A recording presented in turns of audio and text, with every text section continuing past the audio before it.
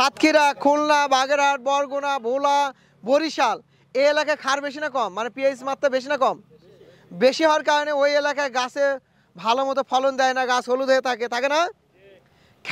শুধুমাত্র যেগুলো মাটি উঁচু তুলে ঘেরের পাড়ে দেয় এই জায়গাতে একটু ফলন হয়, তাই না?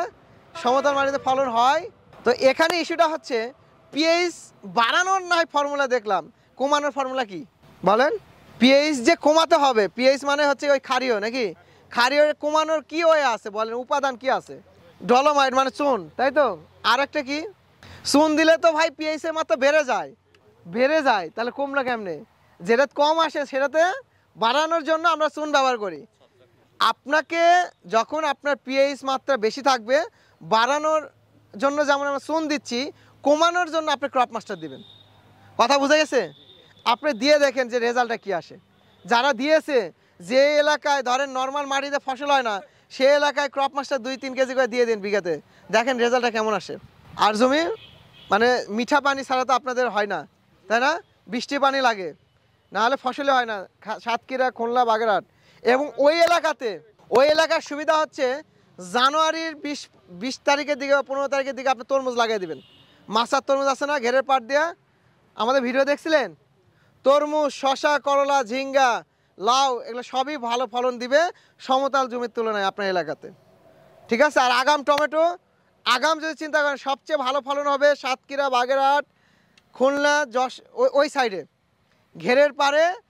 যদি আপনি 1217 আপনি জুলাইয়ের লাস্টের দিকে লাগাতে পারবেন, আগস্টের শুরুতে লাগানো যাবে, কিন্তু যেটা এই এলাকাতে সম্ভব। কথা বোঝা গেছে? ওকে, তাহলে আমরা এইভাবে সারটা দিয়ে জমি এখন প্রস্তুত করব। আচ্ছা, এখন আসি, কিছু মেকানিজম খাটাতে হয়। দেখেন, যদি সবাই একই সার দেয়, একই জমি প্রস্তুত করে, একই জাত লাগায়, কিছু মানুষের কেন ফলন বেশি হয় বলতে পারেন? লজিকটা কি? কিছু উপকরণের দরকার হয়। আপনার আলু লাগাবেন, পেঁয়াজ লাগাবেন, ভুট্টা লাগাবেন, এরকম দেখবেন যে পিজিআর তো আমরা গাছে স্প্রে করি না, কিন্তু পিজিআর আপনার মাটিতেও দেওয়া যায়। কেউ দিছিলেন কখনো? কি দিছিলেন? কি দিয়েছিলেন? বুস্টন দিয়েছিলেন?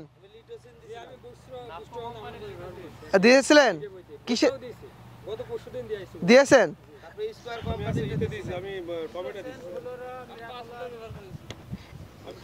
এটা কি করে গাছের? এটা সস বুঝেন তো? আচ্ছা, ভিতরে লাল।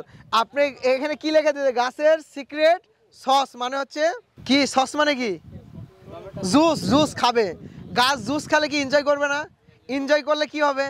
মোটা তাজা হবে, মানে ফলন ভালো হবে। এইটা হচ্ছে সেই মাল, মানে এইটা যেমন গাছে স্প্রে করা যায় তেমন হচ্ছে জমি যখন প্রস্তুত করতেছেন ইউরিয়া সারের সাথে মিক্সার করে যেমন দিলেন না, এটা 1 লিটার খালি মাটিতে দিয়ে দিন, কি ঘটনা ঘটে দেখেন। 1 লিটার বিঘাতে কত বলেন?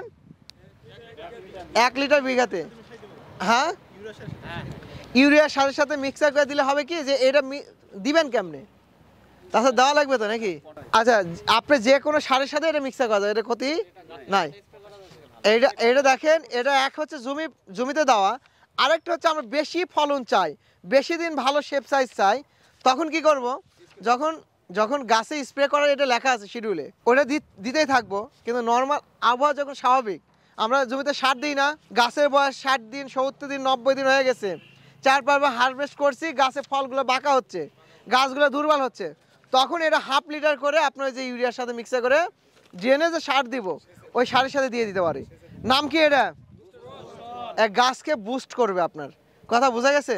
এগুলো দাম টাম তো আমি আসলে জানি না, সম্ভবত কত 400 টাকা না 375 টাকা নাকি?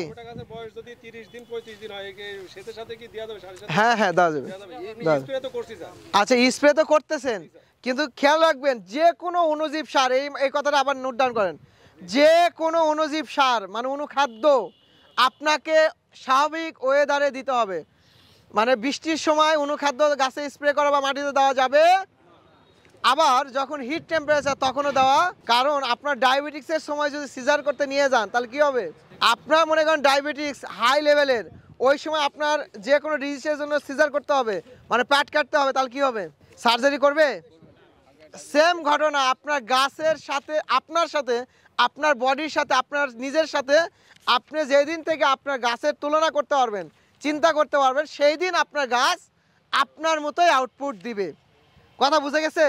আর যেহেতু আপনার স্মার্ট মানুষজন, সার কবে দিবেন, সেচ কবে দিবেন, এইটা আগে থেকে ওয়েদার ফোরকাস্টগুলো জানতে হবে। গুগলে সার্চ দিলেই জানা যায়, তাই না? তাহলে এই জিনিসগুলো আমরা একটু খেয়াল রাখবো।